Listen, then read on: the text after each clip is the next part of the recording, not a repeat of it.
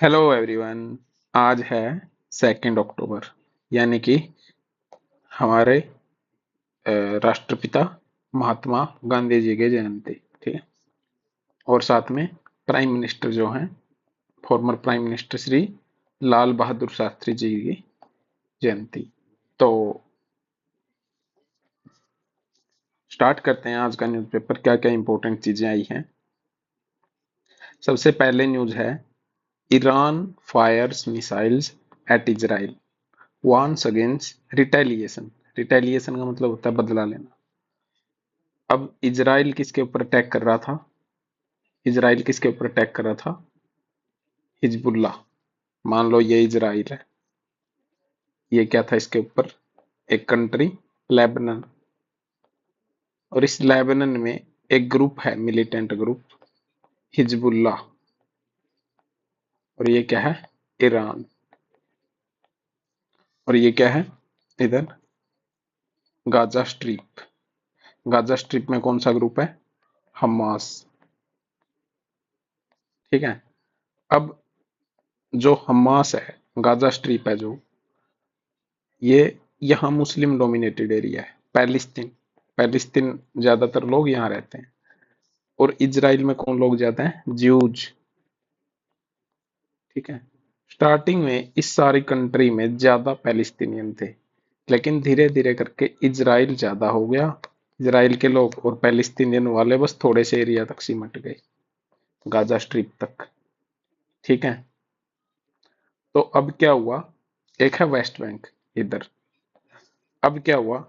ये जो पैलिस्तीनियन वाले हैं, गाजा वाले हैं, जो यहाँ पे एक ग्रुप है हमास। अब ये लोग बार बार वोइलेंट वे से इजराइल को यहाँ से भगाना चाहते हैं, इजराइल के जो लोग हैं ज्यूज को। और ये पूरे पे क्या बनाना चाहते हैं? एक पैलिस्तीनियन स्टेट, मुस्लिम डोमिनेटेड एरिया। लेकिन इजराइल चूंकि एक पावरफुल कंट्री है, तो इजराइल ने इनको बिल्कुल खत्म कर दिया है अब लड़ाई में। तो जब इन पे अटैक किया था हमास ने, तो इजराइल ने स्टार्टिंग पे इन पे अटैक किया। अब यहाँ पे भी है एक हिजबुल्ला ग्रुप। अब जब हमास ने इजराइल पे अटैक किया था ना, साथ में ही इन्होंने भी अटैक कर दिया, हिजबुल्ला ने। ठीक है। हिजबुल्ला को कौन सपोर्ट कर रहा है? ईरान भी सपोर्ट कर रहा है।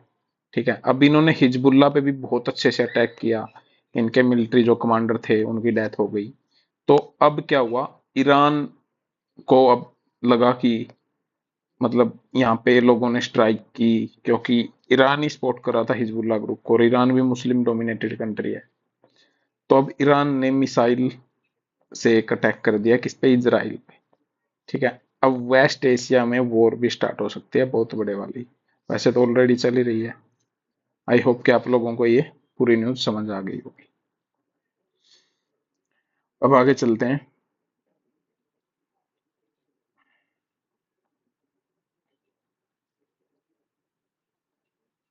एक रिवर है जॉर्डन रिवर। ठीक है। एक है जेरूसलम। जेरूसलम क्या है? इजराइल की कैपिटल है। एक जॉर्डन रिवर है वहीं पे। ठीक है। इजराइल और जॉर्डन के बीच में। अभी मैप देख लेते हैं एक बार। Map map map. अब ये इजराइल है। ठीक है। ये इजराइल है। ये क्या है? जॉर्डन है इधर। ठीक है।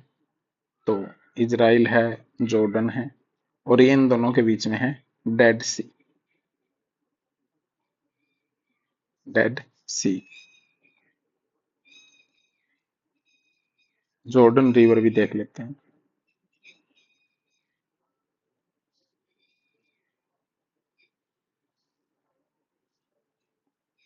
तो ये डेड सी है, ये इजराइल है, ये जॉर्डन है, ये डेड सी है, ये ऊपर ये लेबनान है, लेबनान के ऊपर सीरिया है। ठीक है। लेबनान की कैपिटल ट्रिपोली है, सीरिया की दमिश्कस है। ये गाजा स्ट्रिप है इजराइल के बिल्कुल पैर में, मतलब लेफ्ट साइड। और ये तल अवीव पोर्ट है। और ये नीचे क्या है? इजिप्ट है। तो इस तरह से ये मैप है। अब आगे चलते हैं। डेरा मुखी जी को क्या है? 20 डेज की पैरोल मिल चुकी है। देखो, एयर क्वालिटी के ऊपर जो पैनल था, उन्होंने फ्लाइंग स्क्वाड को लगा दिया है कि हरियाणा और पंजाब में कोई क्या ना करे, स्टबल बर्निंग ना करे। ठीक है, 26 डिस्ट्रिक्ट हैं हरियाणा और पंजाब के, वहां से फ्लाइंग जो स्क्वाड्स हैं वो देखेंगे कि कोई स्टबल बर्निंग तो नहीं कर रहा। ये काम किसने किया है? CAQM ने, commission for air quality management. ठीक है, तो आइए कुछ CAQM से रिलेटेड देख लेते हैं। CAQM, ठीक है,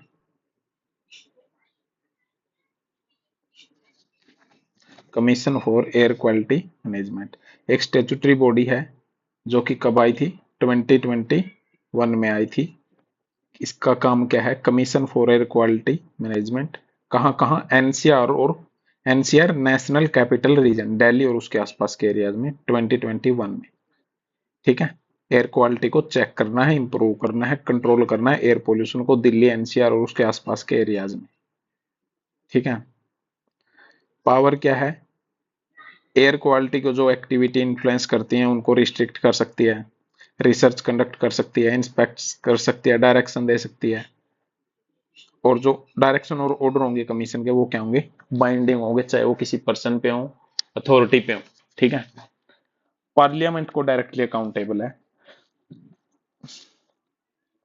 जो चेयरपर्सन है इसके एयर क्वालिटी कमीशन और एयर क्वालिटी मैनेजमेंट के, उस सेक्रेटरी या चीफ सेक्रेटरी लेवल के ऑफिसर होते हैं इसके चेयरमैन। और 3 साल का टेन्योर होता है, या फिर जब तक वो 70 साल के नहीं हो जाते। उसके बाद क्या? एक्स ऑफिसो मेंबर भी होते हैं कुछ लोग इसके अंदर, अलग अलग चीफ सेक्रेटरी स्टाफ से, जैसे जो जो दिल्ली के आसपास के स्टेट हैं, Delhi, Punjab, Haryana, Rajasthan, Uttar Pradesh. 3 full time technical member भी होते हैं। 3 member non government organisation NGO से भी होते हैं। टेक्निकल जो मेंबर हैं, central pollution control board, Indian space research organisation और नीति आयोग, इन सब से होते हैं। ठीक है, अब देख लेते हैं सेंट्रल पोल्यूशन कंट्रोल बोर्ड। एक स्टेचुटरी बॉडी है जो कि 1974 में बनी थी, वाटर एक्ट 1974 के अकॉर्डिंग, याद रखना। बनी तो वाटर एक्ट से थी, लेकिन ये पावर एयर एक्ट से लेती है 1981 से, ये इंपॉर्टेंट है। टेक्निकल सर्विस प्रोवाइड करते हैं मिनिस्ट्री ऑफ इन्वायरमेंट फॉरेस्ट को, किसके regarding? Provision of environment protection act 1986 के लिए। प्रिंसिपल फंक्शन क्या है? जो वाटर एक्ट है और जो एयर एक्ट है उसके अकॉर्डिंग क्या करना? वाटर पोल्यूशन को कंट्रोल करना, एयर पोल्यूशन को कंट्रोल करना। ठीक है, सेंट्रल गवर्नमेंट को एडवाइस देती है ये।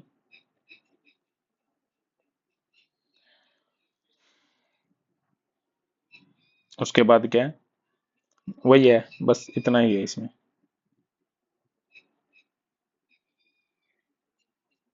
ये CPCB फॉर्मुलेट करता है minimum national standard specific for various category of industries regard to their effluent discharge emission and noise level. ठीक है, this standard required to be adopted by state government as minimal standard, minimal standard की तरह इसको adopt किया जाता है।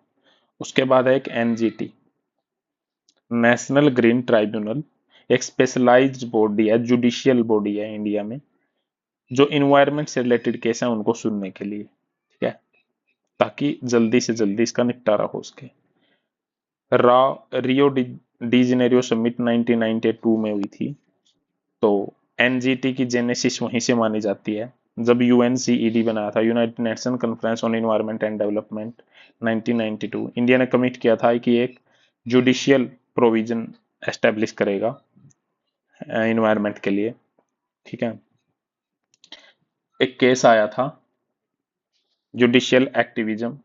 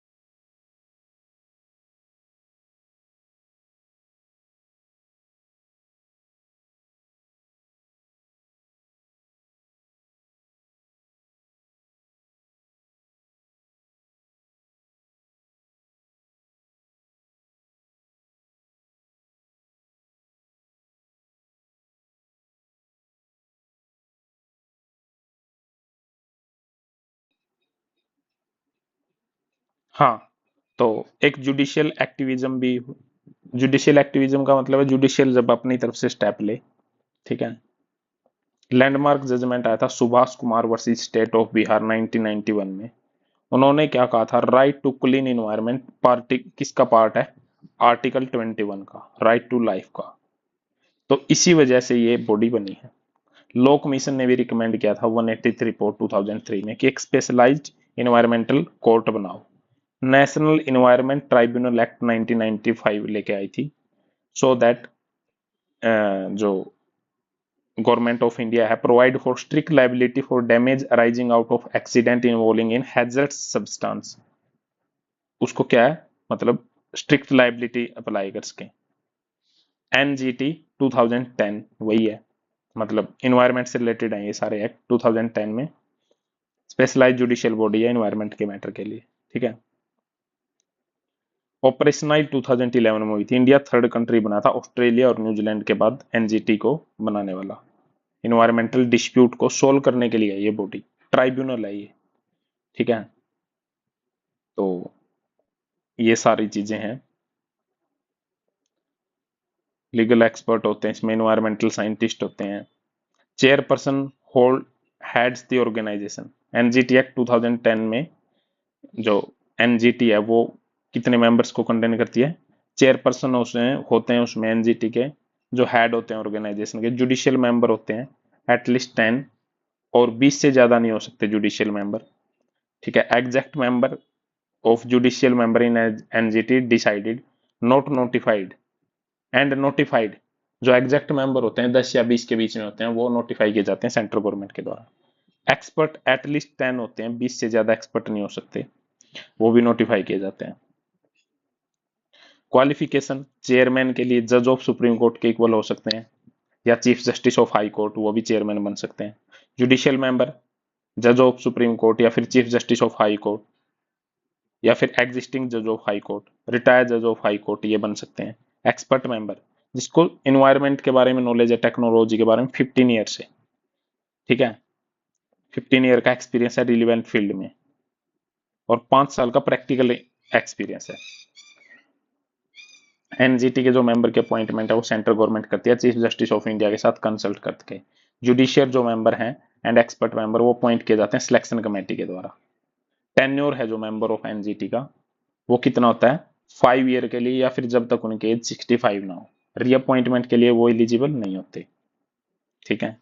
Principal bench होती है, एक रीजनल बेंच होती है, सर्किट बेंच होती है अलग अलग जगह पे, ये अलग अलग रीजन है। ठीक है। इंपॉर्टेंट चीज, एनजीटी जो है schedule 1 of the NGT, NGT have been vested with the power to hear all civil case. Environment से रिलेटेड जितने भी सिविल केस हैं उनको एनजीटी क्या कर सकती है, सुन सकती है। और question that are linked to the implementation of law which are listed in schedule 1 of NGT. NGT के शेड्यूल 1 में जितने लॉ हैं उनसे रिलेटेड अगर वोलेट हो जाता है या उससे रिलेटेड डिस्प्यूट है तो एनजीटी सुन सकती है। कौन कौन से लॉ है जिनको एनजीटी सुन सकती है, वाटर एक्ट 1974 से रिलेटेड, water cess act 1977, forest act 1980, air act 1981, environment act 1986, और public liability act 1991, biological diversity act 2002। NGT है, एनजीटी को टू एक्ट्स हैं जिनको सुनने की पावर नहीं है, आउट ऑफ दिस जुरिडिक्शन आते हैं। WP act 1972, wild life protection act, scheduled tribe and other traditional forest developer act 2006। ठीक है। तो ये दोनों सुनने की उसको मतलब की पावर नहीं है इन मैटर से related. Principle of natural justice पे ये काम करती है। मतलब ये जरूरी नहीं है कि सीआरपीसी में जो लिखा है कोड, मतलब उससे, वो प्रिंसिपल ऑफ नेचुरल जस्टिस पे काम करती है।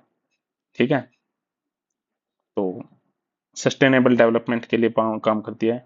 प्रिक्वेशनरी प्रिंसिपल इंपॉर्टेंट है, प्रिक्वेशन क्या क्या लेनी है, पोल्यूटर पे प्रिंसिपल, जो पोल्यूट करेगा वही पे करेगा। ठीक है।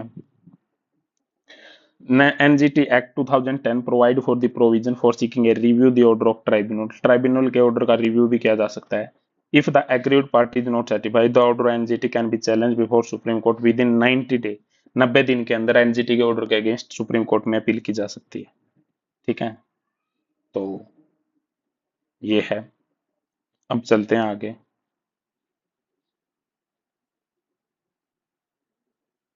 ये काफी इंपॉर्टेंट जजमेंट भी है एनजीटी से रिलेटेड।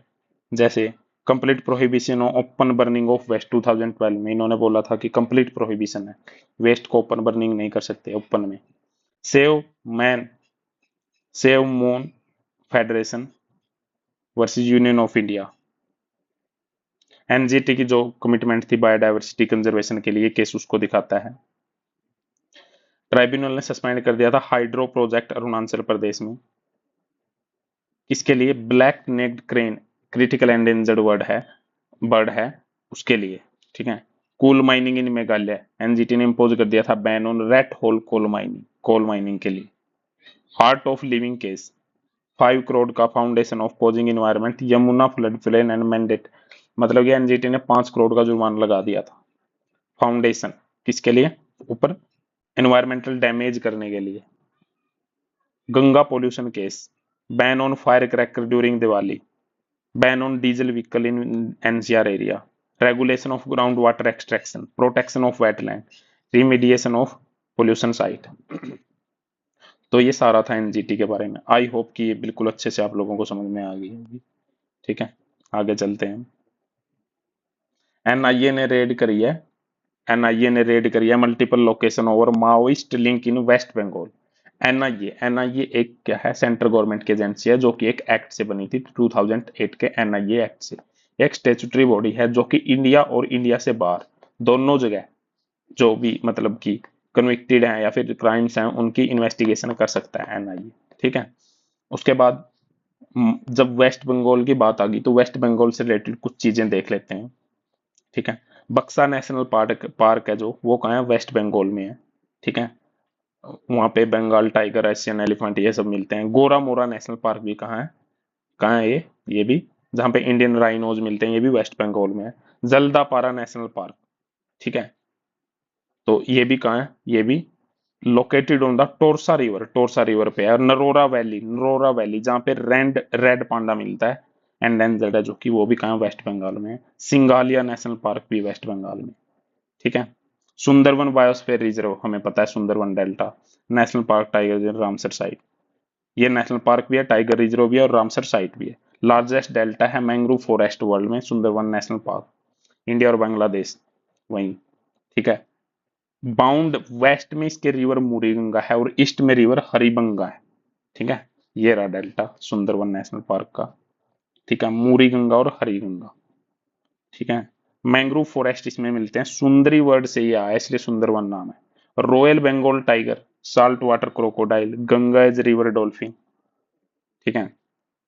सप्रामारी वाइल्ड लाइफ सेंचुरी है जो कि गोरामुरा नेशनल पार्क से मिलती है, तिस्ता और जल ढाका रिवर के बीच में। महानंदा वाइल्ड लाइफ सेंचुरी है, महानंदा रिवर गंगा की ट्रिब्यूटरी है, लास्ट लेफ्ट बैंक। तो ये सारी क्या है, रामसर साइट क्या है, east Kolkata wetland, Sundarban wetland Ramsar site भी है। तो इस तरह से हमने वेस्ट बंगाल के बारे में कुछ देखा, उससे रिलेटेड बायोडाइवर्सिटीज।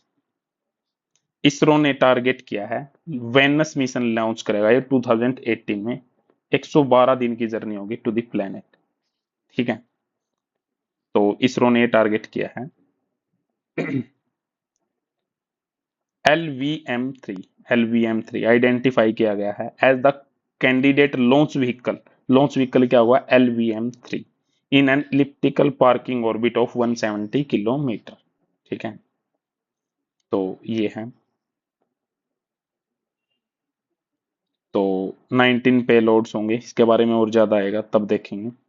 की ऑब्जेक्टिव क्या है, एग्जामिन करना डस्ट वेनस पे है या नहीं, ठीक है। Venusian atmosphere, mapping its topography, studying X spectrometer near Venus, ये सारी चीजें देखना। Work will 2024 is one that need review. अब देखो फंडामेंटल राइट पार्ट 3 में है, आर्टिकल 12 से आर्टिकल 35 तक है।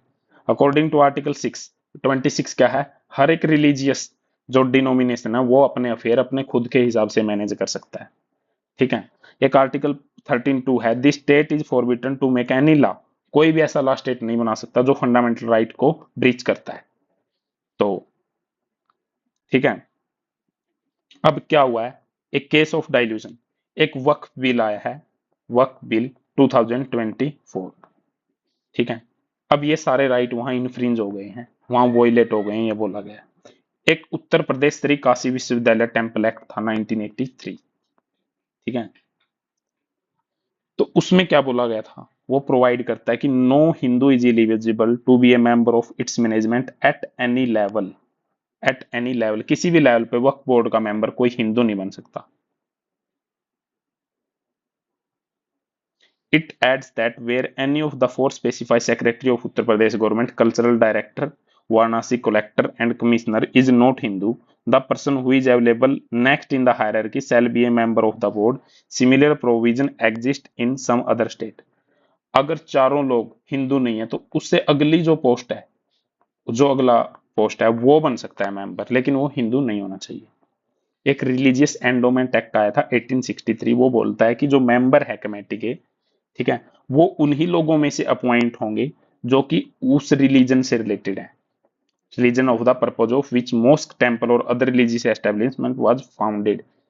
ठीक है, ये एक्ट बोलता है। सिमिलरली सिख के लिए व क्रिश्चियन के लिए कम्युनिटी से ही होते हैं अपॉइंट, ना कि बाहर से। लेकिन वक्फ बोर्ड में क्या कर रहे हैं हम, बाहर से नॉन नॉन मुस्लिम को भी अपॉइंट कर रहे हैं। ठीक है, मिनिस्ट्री ऑफ जो माइनॉरिटी अफेयर है उसने रिजर्व कर दिया पोस्ट नॉन मुस्लिम के लिए भी, 2 मेंबर सीट सेंट्रल वक्फ काउंसिल में और वक्फ बोर्ड में, ये बोला है। और जो स्टेचुटरी रिक्वायरमेंट है मुस्लिम के लिए वो रिमूव कर दिया है। तो ये बोल रहे हैं राइटर की ये गलत चीज है। एक अर्लियर जेपीसी वक्फ आया था, अर्लियर जेपीसी वक्फ 1996 से 2006 तक उसने वर्क किया है काफी, मतलब एक डिकेड तक। ठीक है, advertisement inserted into a number of newspaper published across India in all scheduled language।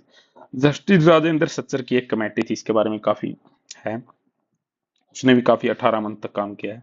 उन्होंने इंडिया में काफी ट्रैवल किया है, रिसीव किया लोगों को, मतलब मल्टीपल स्टेक होल्डर को सुना है। जो डाटा कलेक्ट हुआ है, data collected were later collated by professional consultant। Such a huge exercise was base of the drafting the bill enacted work act 2013।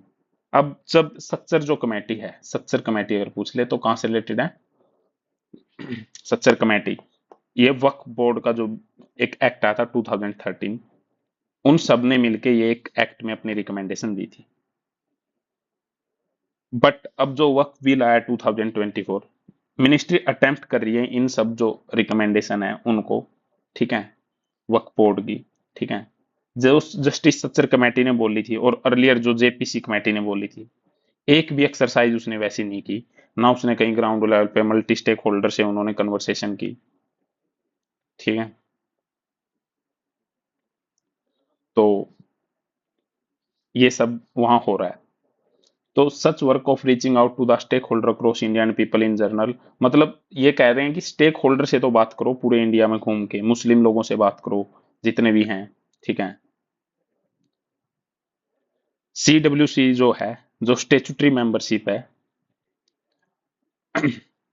वो काफी, मतलब उसमें पोस्ट वोस्ट थी वो खाली थी, 20 मेंबर होते हैं और उसमें 20 के 20 मुस्लिम माने जाते हैं, सेक्रेटरी भी मुस्लिम माना जाता है। ठीक है, बट लास्ट के 2 साल से वहां एक ही मेंबर था, ओनली चेयरमैन, वो मिनिस्टर थे। ठीक है, कोई मुस्लिम फुल टाइम सेक्रेटरी नहीं था लास्ट 2 ईयर से। उसके बाद क्या है, एग्जिस्टिंग जो वक्फ लॉ है, so the provision of existing work law stand violated and 2024 bill has been drafted, presented and piloted by the ministry by largely leaving out the Muslim community whose say in the matter could have at least made been possible through the CWC।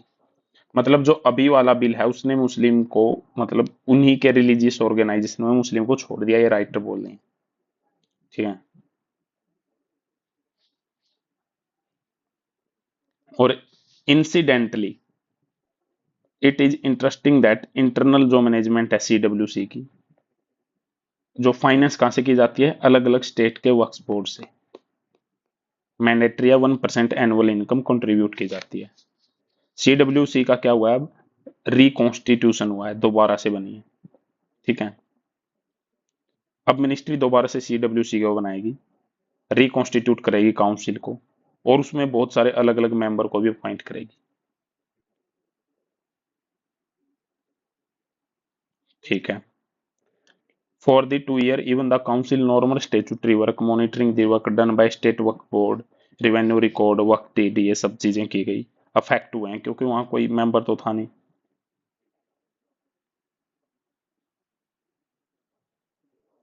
Mandate of 100% Muslim membership in the CWC as well as the state work board 20 bill proposed to reduce it to less than 50%। पहले 100% लोग होते थे committee में, मुस्लिम ही होते थे सब, अब उसको 50% कर दिया गया है। सेक्रेटरी और जो सब लोग हैं वो भी जरूरी नहीं है मुस्लिम हो। ठीक है। अब ये कह रहा है कि ऐसा क्यों हो रहा है, मुस्लिम इसको क्यों क्यों चाहेंगे। आर्टिकल 15 का ये वोलेशन है, 25 का, 26 का, 29 का है। When the management of the endowment of all faith by people of the faith concerned is statutorily guaranteed, why should not the work bill be managed fully by the Muslim community? Muslim committee अपने जो community है वो अपने वक्त को अपने आप क्यों मैनेज नहीं कर सकती। कुछ कंफ्यूजन इसके रिगार्डिंग भी है कि एटलीस्ट 2 वुमेन होनी चाहिए CWC में इन द स्टेट, सेंटर और स्टेट दोनों पे। ये ऑलरेडी किया गया था, जो एक्ट इससे पहले आया था ना 2013 का, उसमें भी था ये। तो मिनिस्ट्री को क्या करना चाहिए, इसको री एग्जामिन करना चाहिए उस पुराने वाले बिल को और फिर से क्लैरिफिकेशन देना चाहिए।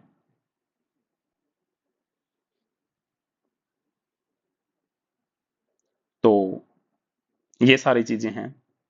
अब क्या है टोटल फाइनली बात इस पे क्या है, मतलब टोटल ओवरऑल इसमें ये बोला गया है कि मुस्लिम को अपने जो रिलीजियस अफेयर हैं वो आप खुद से हैंडल करने दो, उसमें नॉन मुस्लिम का इंटरफेरेंस मत करो। ये राइटर बोल रहे हैं, farmer OST justice Rajendra Sachar committee के। ठीक है। अब वक्फ बिल क्या है, वक्फ क्या होता है। वक्फ होता है कोई भी ट्रस्ट, ऑर्गेनाइजेशन जो कि बहुत सारे लोग मिलके बना लेते हैं मुस्लिम कम्युनिटी के, और वो फिर वहां फंडिंग लेते हैं लोगों से अलग अलग जगह पे, और फिर कम्युनिटी के लिए अच्छा काम करते हैं कहीं कहीं। वो किसी से भी रिलेटेड हो सकती है, एजुकेशन या फिर लैंड, कोई भी काम वो कर सकते हैं। आई होप कि आप लोगों को समझ में आ गया होगा। फ्रांस में एक समिट होगी, summit for diplomacy technology and diversity. इस पे बात हो रही है कि फ्रांस लैंग्वेज, फ्रेंच की जो लैंग्वेज होगी और जो ग्लोबल कंसर्न है, मल्टीलेटरिज्म का रिवाइवल कैसे हो, आर्टिफिशियल इंटेलिजेंस पे काम कैसे किया जाए, ठीक है, लिंग्विस्टिक डाइवर्सिटी को प्रमोट कैसे जी किया जाए, कल्चरल एंड लिंग्विस्टिक। अब फ्रांस से रिलेटेड बोला गया, इतने स्पीकर हैं फ्रांस फ्रेंच जो फ्रेंच लैंग्वेज है उसके। एम क्या है, प्रमोट करना फ्रेंच लैंग्वेज को, कोऑपरेशन करना अलग अलग स्टेट और गवर्नमेंट में। एम क्या है, मतलब इनका कोई चार्टर होता है उसमें ये सब बोला गया था। ये 25th है। नॉर्थ और साउथ के डिवाइड को कम करना, कल्चरल लिंग्विस्टिक डाइवर्सिटी को बनाए रखना, ये सब मल्टीलेटरलिज्म को क्या करना है, रिवाइव करना है। ठीक है। France for the first time 33 साल में ये पहली बार फ्रांस इसको ऑर्गेनाइज कर रहा है। हेड ऑफ द स्टेट आएंगे इसमें बहुत सारे। ठीक है। स्पीच में फ्रेंच के जो यूनाइटेड नेशंस जनरल असेंबली में जो फ्रेंच के प्रेसिडेंट इमैनुअल मैक्रोन, उन्होंने क्या बोला था, मल्टीरेलिज्म को हमें फिर से रिवाइव करना होगा। That must change the governance composition of our main institution. This is the reason why France support the bid India and other G4 nation for a permanent seat. France हमेशा से इंडिया को support करता है किसके लिए, permanent seat के लिए। International institution को हमें और ज्यादा मतलब ब्रॉड करना होगा, और जो डिजर्विंग हैं कंट्री उनको ऐड करना होगा, और हमें कॉमन फाइनेंशियल एजेंडा पे भी काम करना होगा, वर्ल्ड बैंक में रिफॉर्म करना होगा, IMF में रिफॉर्म करना होगा। ये सारी चीजें उन्होंने बोली। तो डिजिटल टेक्नोलॉजी पे, AI पे, जो जो आजकल AI टूल यूज हो रहे हैं उनके ऊपर हमें एक रेगुलेशन लेके आनी होगी, और उसके ऊपर जो सिविलाइजेशनल चैलेंज हैं उनको अच्छे से टैकल करना होगा। तो ये जब सबमिट होगी तब भी आएगा एक editorial. Multiregional innovation, AI, cultural linguistic diversity. I believe that all La Francophone topics are of the shared interest and importance of France and India. The Paris AI Summit 2025 as well as India-France Year of Innovation that will be launched in 2026 will be important moment to push the forward news collective solution of these field। तो ये था। Next है, it is time for the UPSC fix. अब जो पूजा खेड़कर का जो case आया था, उन्होंने जो नकली सर्टिफिकेट लगाया था, और नीट में जो स्कैम हो रहा है उस सब के बारे में राइटर ने बोला है। ओबीसी का हम सर्टिफिकेट कुछ और यूज कर लेते हैं, ईडब्ल्यूएस का हम फेक बनवा लेते हैं सर्टिफिकेट। तो इन सब के बारे में बोला है कि जो डिजर्विंग कैंडिडेट है उसका क्या होगा, वो तो गया फिर, क्योंकि उससे नीचे जो था वो तो फिर डिजर्विंग था। ठीक है, इन सब के बारे में उन्होंने बोला है। तो इन्होंने बोला है कि जो तहसीलदार है इन सबको सेट, उनकी जो अकाउंटेबिलिटी है वो सेटअप करनी चाहिए। ठीक है, OBC father is rich own companies worth of money does not pay personal income tax there is no way tehsildar can get him. तो बहुत सारी डिफिशियंसी हैं, मतलब काफी चीजें हैं जो हमें क्या करनी चाहिए, अभी इंप्रूव करने की जरूरत है। ठीक है, we need to impose serious penalty officer and doctor who clarify people wrongly without due diligence। उन डॉक्टर पे भी जो फेक का पीडब्ल्यूडी, पर्सन विद डिसेबिलिटी का सर्टिफिकेट बना देता है, उनके ऊपर काफी ज्यादा पेनल्टी लगानी चाहिए, तभी हम एक राइट सोसाइटी में आगे बढ़ सकते हैं एथिकल और बेस्ट वे से, प्रोसीजरल और स्ट्रक्चर लेवल पे जब हम इंप्रूवमेंट करेंगे। ठीक है, आगे चलते हैं। जीआई टैग में 8 प्रोडक्ट हैं जो आसाम के, वो ऐड कर लिए गए हैं। ठीक है, तो कौन कौन से वो प्रोडक्ट हैं वो आप देख लेना। Bodo जोऊ गारवान has the highest percentage of alcohol compared with the other variety of rice beer made by Bodo community। एक तो ये ऐड कर लिया है। मैबा जोऊ बिडवी, मैब्रा जोऊ बिडवी, ये ऐड कर लिया गया है। वेलकम ड्रिंक, ये भी ड्रिंक की होती है ट्राइब्स की। Bodo Jou Gishi, rice based alcoholic beverage, ये भी होती है। ठीक है, तो बोडो ऑन ओंडला, राइस पाउडर होता है कड़ी का, करी फ्लेवर, गार्लिक जिंजर होते हैं। बोडो, बोडो बोडो जिसमें आया वो सारे ऐड कर लिए गए हैं। बोडो और नोली ब्यूटीफुल क्लोथ है। तो ये आप देखना। इंडिया फ्रांस ने डिस्कस किया डिफेंस और कोऑपरेशन एफर्ट एडवांस पीस के लिए। जीएसटी की जो ग्रोथ है वो स्लो हुई है सितंबर में। नेट इनफ्लो 1.53 करोड़ का हुआ है। ठीक है, उसके बाद है आरबीआई।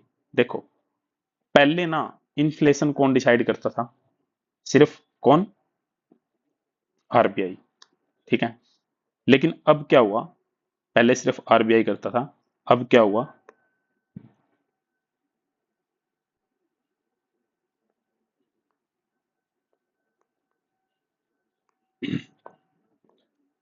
आरबीआई करता था। 2016 में एक कमेटी बनी आरबीआई की, monetary policy committee.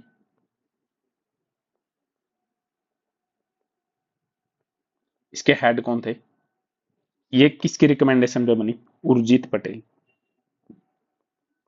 Monetary policy committee. इसमें कितने मेंबर थे, 6 थे।